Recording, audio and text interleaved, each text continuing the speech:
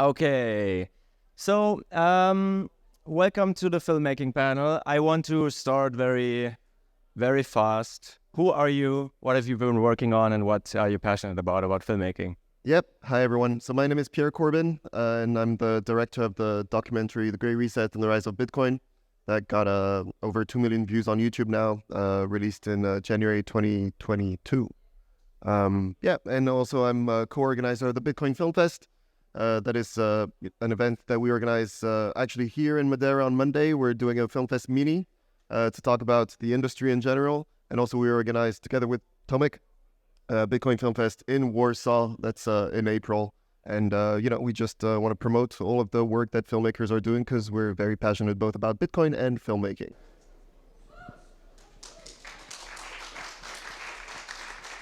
Hey everybody, my name is Bitcoin Shooter. I made a film about El Salvador 2 years ago called Comeback Country, and I'm making a film right now about inflation called No More Inflation. Hi everybody, my name is Parker Worthington. You can follow me as Webworthy on Nostr and X. I'm making a BTC Pay documentary called My Trust in You is Broken. It's premiering at Tomek and Pierre's Warsaw Film Festival on April 19th. And I've been a contributor to BTC Pay server for the last 4 years, and happy to be here.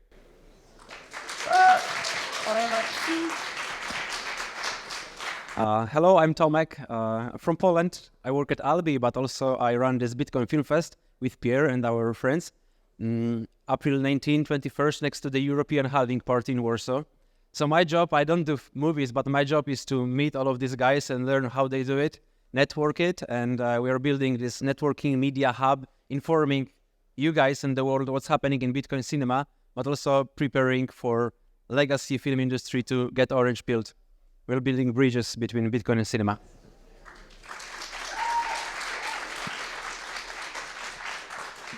I'm Max DeMarco. I'm an independent filmmaker and make films about freedom-related topics. Yes. Thank you. So I want to start with something which is very important because I feel like we are all doing something which is very far apart from Bitcoin's core, which is like technology. But I think it's very important because we are telling stories about developers and technology to make it accessible for people who are not as technical in some sense. And I want to know, from you guys, what your experiences are, how we can make Bitcoin accessible for people who are not in the Bitcoin space yet. Because a lot of our films are focused on people who are not in Bitcoin yet. And so, what works for people to get into Bitcoin by using the tool filmmaking? You mean filmmaking tools? Like making a film, yeah. Yeah. So I think, it depends in the sense that there's, in general, on social networks particularly, there's a lot of different types of contents that people can make. I can talk in my case because I'm really focused on feature film, documentary about Bitcoin. So it's a lot of research and, explaining just the context of the world we live in from an economic perspective and such.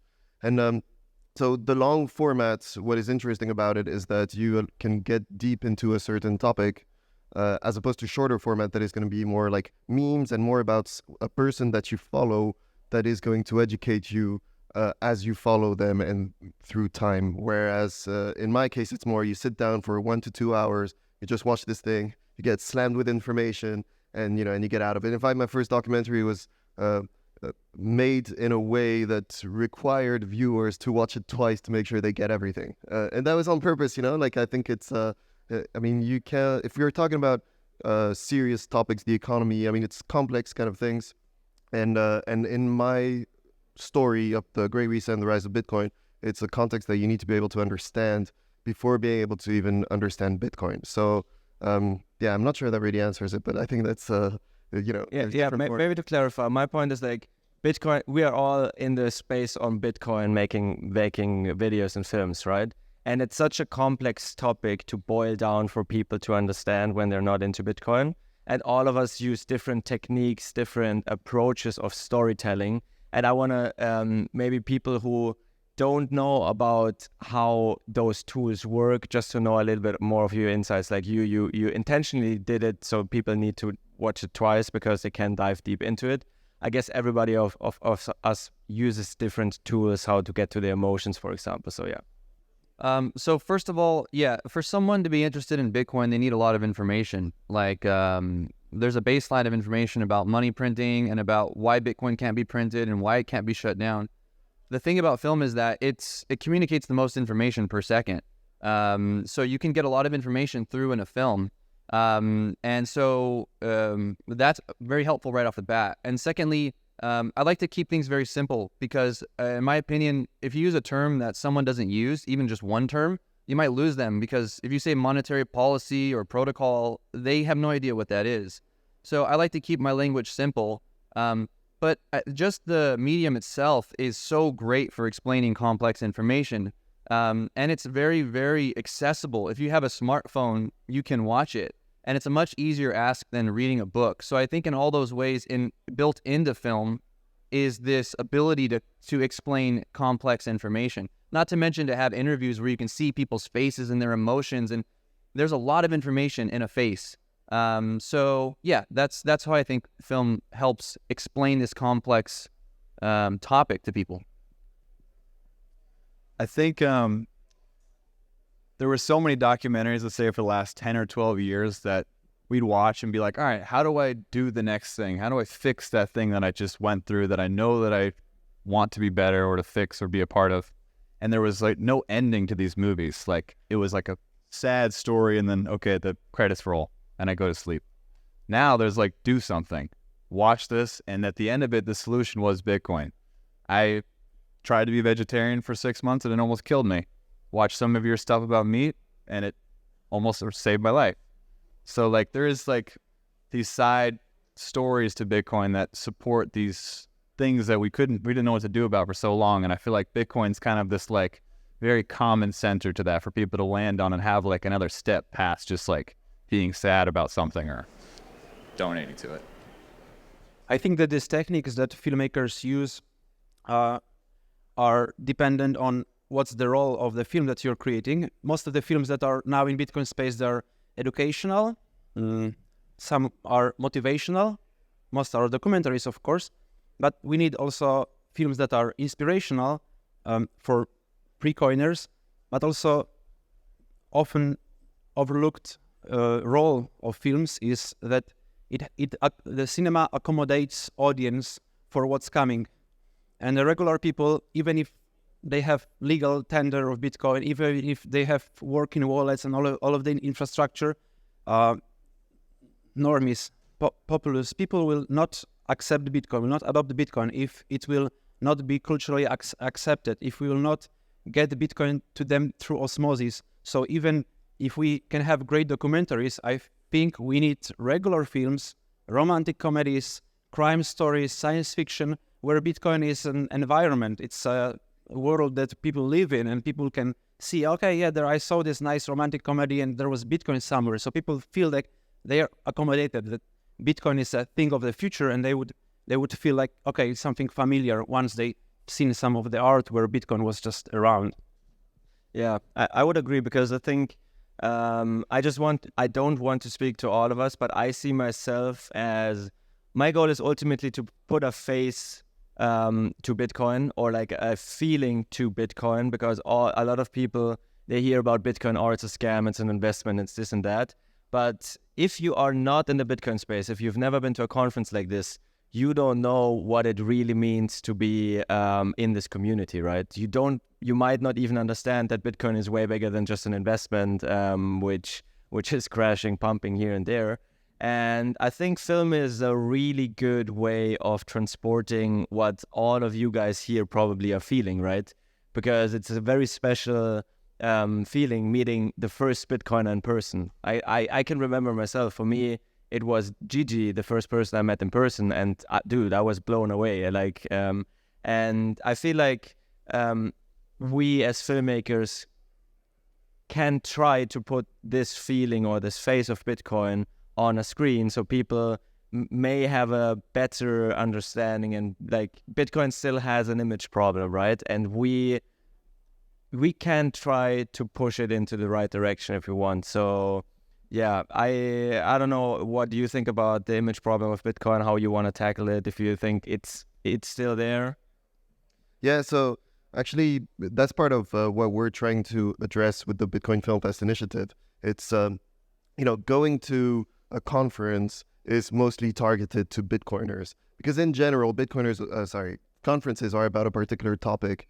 And if you're not part of this world, it's a bit of a scary thing to join. Even, I know, me already being a Bitcoiner and joining the very first conference I went to, it was a bit, I wasn't sure what to expect, even though I know it was going to be, my peeps, like just Bitcoiners.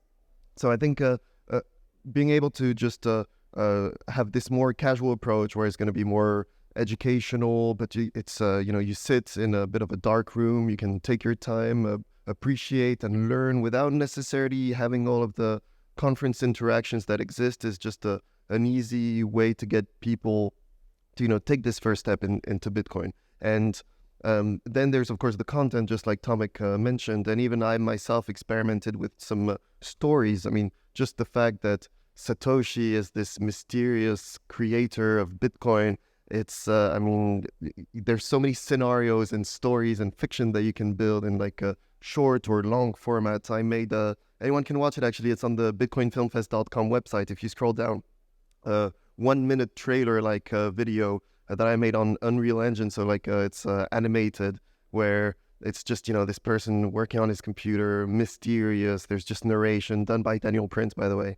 And just, to give this idea that, and explain the purpose of Bitcoin without even talking a single second about mining, about, the fact number goes up and the likes, which I think is just, interesting in different ways to bring people into Bitcoin, because we all react differently. Some people are more data focused, others are more emotional, etc. Of course, it has an image problem. I mean, that's how they're attacking it. It's with the narrative, right? And so there are so many stories to be told. I think one thing is, like, I was in Kenya covering what Gridless is doing out there, literally bringing electricity to people through Bitcoin mining. And I think just exposing that story and letting people see that this exists, even if you're aware and you think that, Bitcoin mining is being done on coal and it's polluting in some places, you have to agree that it's doing an amazing thing in Kenya. And I think that can start someone to maybe think like, okay, maybe there are things I don't know. Maybe there are stories out there. Maybe there are some good things that are happening, and maybe you start to create a fissure in that, how they've been blinded, and they can actually start to see. So, absolutely, there's so much to do. I think one thing that's important is making sure you're clear on who your audience is and who you're going after. Is it somebody who is a no-coiner who's super skeptical? Are you trying to change their mind? Is it somebody who's a no-coiner who's open to it? Is it a Bitcoiner who needs to learn more about how we can scale this thing, if we need to scale this thing, how the mining pools are centralized? So I think it's very important to focus on who you're going after, and there's bad images in everywhere. So yes, of course, there's bad images, and there's lots of great stories to counter those stories, to get people thinking like, oh, I didn't know that. How did I not know that? And maybe I don't know this thing like I do know this, like I think I do. I think Bitcoin doesn't have nearly as bad of an image problem as we think. I think like the people in our families that have seen our lives be better or change through Bitcoin after we've lived through 2 or 3 cycles, like if you haven't done better than you were doing before, like you've definitely screwed up in other ways way more. And people in our lives, like they ascribe Bitcoin to us, like we are Bitcoin. And the midwit that thinks that Sam Bankman-Fried is Bitcoin is because like all these same stories are told about Sam more than we tell about GMAX. Like how there's no Greg Maxwell documentary. Like there are so many Bitcoiners that need just the story of their lives told, and they've affected their whole families, their community, their people around them. Like Dare to Dream isn't about Bitcoin. It's about like people that had their lives changed through Bitcoin. So I think as long as we stay down that path, they could say whatever they want about Sam. They can keep telling us we're a scam, but like as long as we put those stories out there, like our families and the people we care about will grab onto that, and soon it'll be the slowly but slowly and then suddenly is this wave of people seeing like all of our lives change so much better through believing in this. Yeah, I agree with Parker. I don't think Bitcoin has specifically image problem, especially in a cinema context. I think murders, crime also have image problem, but there are lots of films about crime and murders, and you can present murders in a good light and a bad light, right? What I like is that slowly within Bitcoin cinema, we are moving away from talking, oh yeah, we are Bitcoiners, here is Bitcoin, here is mining, because as Pierre mentioned, like it might scare some of the new coiners, but we are moving towards more showing Bitcoin on a side, and maybe that's we can talk about Bitcoin without showing this decentralized digital currency, and maybe that's also not necessarily our ultimate goal, that we want people to get interested in Bitcoin, but we want to transport through this art some values that are behind Bitcoin: autonomy, decentralization, independence, honesty, and you can talk about them in a movie without mentioning Bitcoin. You can call it Bitcoin cinema sometimes, even if it doesn't talk about Bitcoin. And I'm really glad that our cinema is also, well, it's maturing, it's evolving, and I think it can handle very well Bitcoin image in this way. Yeah, good point, because my content over the last months changed a little bit. I'm experimenting right now because I lean away from doing 100% Bitcoin content, and as you say, I'm trying to transport the Bitcoin message without mentioning Bitcoin in my talks. So I make like carnivore videos, like even the one where I'm sleeping on the floor. It's just like this: hey, you want to verify this hypothesis that sleeping on beds is a scam, it's fiat.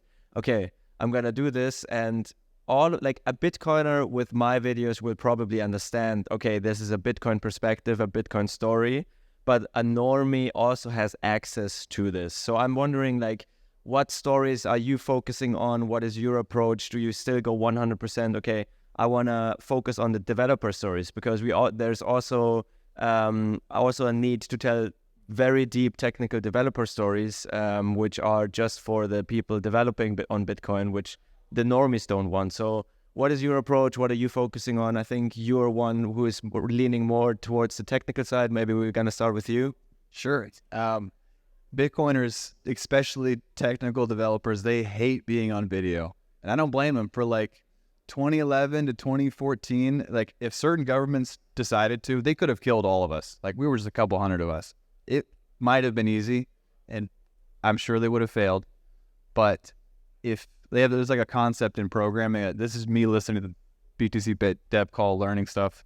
They have pair programming, a primary and a secondary. Who is primary responsible for completing this idea or project, and who is the secondary person who's supporting it and just being there and kind of like explaining more of it to other people, or also part of the process. I think we can be the secondary people and just be the uncomfortable people kind of in the corner, the fly on the wall covering this story, because it is very hard to explain like what Bitcoin pieces of it like actually contributing to it. But when somebody sees like, oh, this is like just a regular thing that they do, it kind of demystifies it. It's hard to explain even GitHub. Like, we're not trying to get our families to buy GitHub, but there's so many other technical things that they use all day and don't understand at all. So there's some pieces we get tripped up on that I think we can kind of pass over a little bit and just focus on just the people, the developers. Yeah, and just also coming back to your content, Max, I think one of the great things that you're doing is, even if your video isn't going to be at all about Bitcoin, you're normalizing the use of Bitcoin, because your videos always end with, you can support me, you can send me some sats, and I think this is, it's about normalizing also this through content. It doesn't have to be Bitcoin specific, but just making people realize that actually others are using it. But in my case, again, it's a lot of research-based content. So I studied finance, and that's a topic that I just find very interesting, and understanding the economy. This is what got me from being into crypto to being a Bitcoiner, is understanding the high-level macro ways things work. And that's what convinced me about Bitcoin and about the fact that we have a problem in our society and in the way the fiat world works. So that's the story that I try to tell, right? The first one was really around money printing, inflation in general, and the context, Bitcoin in that context. Now my new documentary project is about the three-letter institutions of the world and how they control the world and they collude to make sure that, we stay in a developed world versus world in development.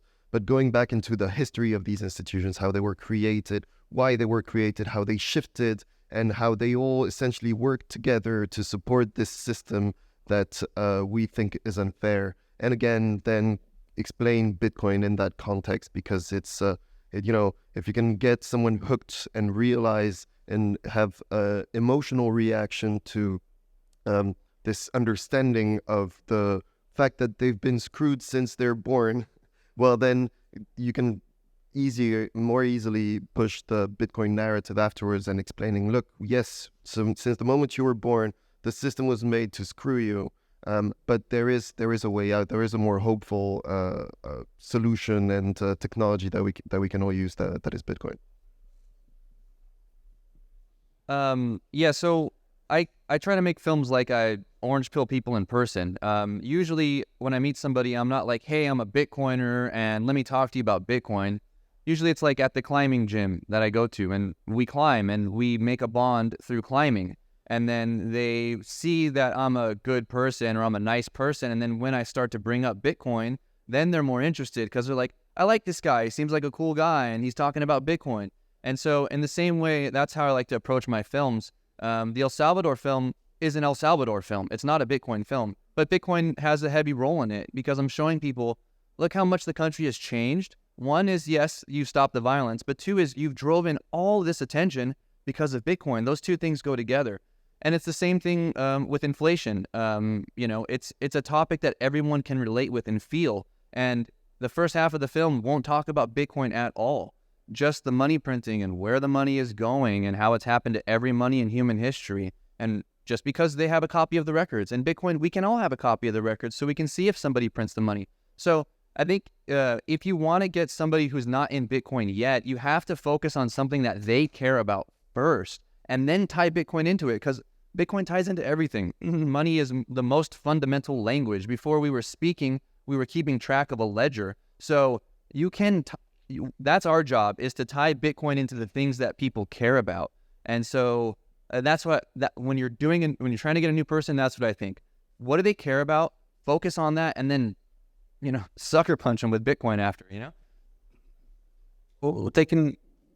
Trying to answer this from a bit different perspective, from the film industry perspective, I can see that people who are not in Bitcoin, they're into films, they're not that much interested as we are into Bitcoin as a message, as a story. As Bitcoin is, for us, is probably the greatest story that is right now unfolding in front of our eyes. We want to talk about it. We want to show fiction. We want to show documentaries. But these guys who are not yet orange-pilled, they are interested in Bitcoin, in cinema, but more how Bitcoin can change the infrastructure of it. There is a fiat structure of movie production now and how the films are funded.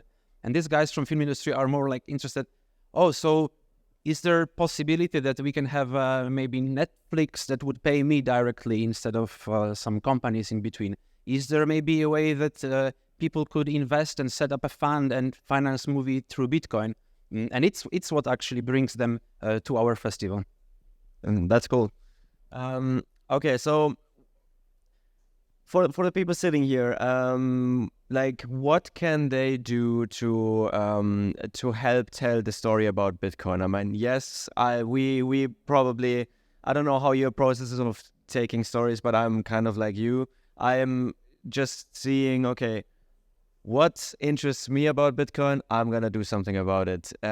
What is a call to action for people who maybe want to contribute to the space? Because I feel like making videos is very easy. Like shout out to Joe Nakamoto. He started out with just making videos on his phone, right? Orange pilling people and sending them Bitcoin. And for me personally, it started similarly. I just had a webcam and started doing something, and then I was enjoying it so much, and the stories within Bitcoin were so big. So maybe what would your advice be if somebody wants to make videos about Bitcoin, videos about or even just tell stories, because all of us are storytellers. It could also be that someone wants to write something about Bitcoin. Any advice for people sitting here? Well, I mean, what I always say is we all have our set of skill sets, right? For example, I mean, I do a bunch of stuff in Bitcoin, and film is one of them. And I think in general, what you need is a story to tell, but you don't necessarily need to have the story the moment you start, right? And the way I see it, in a world that is going to hyper Bitcoinize, which is of course what we're all working towards, every single person that has his own skill set is going to be the best person to tell people with the same skill set about Bitcoin. If you're, I don't know, a psychologist and you're a Bitcoiner and, you're not a Bitcoiner and you're looking to understand this from the same lens that you have, well, then you're going to try and find a psychologist that is, has a podcast, has a blog or something like that, because he can explain it in the context of his expertise, in the context of like his industry and what he does daily. So I think everyone essentially can start something like that. What matters more is finding the medium that you want to use, whether it's filmmaking, whether it's podcasting, blogs, etc. Because essentially, if you're crazy and obsessed enough, like most Bitcoiners tend to be, well, I mean, yeah, you'll be able to find the right stories to tell. So it's really more about making sure that you understand your niche and your expertise so that you can explain Bitcoin from that lens as opposed to what everyone else is also doing. 100% for sure. I think that's the way. And the story is the most important thing. If you look at even on Netflix, like the Kanye West documentary, most of that footage is garbage. Like, it's shit. The guy was just filming for the first time. But because the story is interesting and people want to hear it, it doesn't matter, right? So if you want to tell stories, you just find the stories and tell them. If they're interesting, people will listen. And like you're saying, if you're a dentist and you have another dentist that you know is a Bitcoiner, interview him and ask him why he likes Bitcoin and how he would explain it to other dentists. There's so many stories out there. Just capture them and put them out in the world. And no matter the quality of the video or the audio, like, the story is the most important thing. Yeah, just to build onto that, the best camera in the world is the camera in your pocket.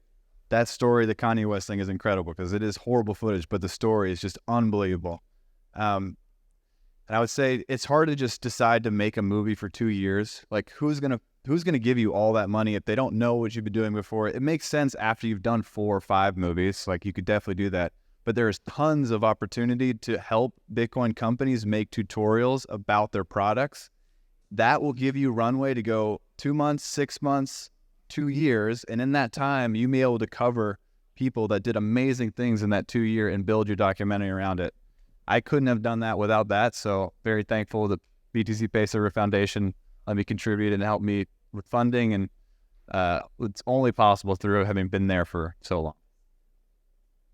I can only agree with you guys, but if anyone wants to contribute to Bitcoin Cinema, you can message us with Bitcoin Film Fest. We are in touch with all of Bitcoin filmmakers and not Bitcoin filmmakers, and we know who is doing good camera work, who is having a studio, and that's how we try to build this Hollywood on the orange pill side. But I agree, stories are super important, and when we are talking with some higher level producers, some from Hollywood who are orange pilled, they agree also on that we need stories. It's not like, okay, we have plenty, but we don't have good ones. The reason why there is no good Bitcoin blockbuster movie is not that there is no money or there is no studios. It's easy to find money for good Bitcoin film. It's even easier to find somebody who can do it. There is many great filmmakers, but we don't have yet that many Bitcoin short fiction books to base some Bitcoin films on that. So if you want to contribute and you have a creative mind, we are waiting for some good scripts to shield them out to big studios. Yeah. Bitcoin is so big. There are so many opportunities, so many stories. Either tell them yourself or tell a filmmaker you like, because we're always thankful for inspirations. And yeah, thanks for all of your work spreading the message about Bitcoin. So thank you. Come on Monday, we do Bitcoin Film Fest Mini. Yeah, satellite event.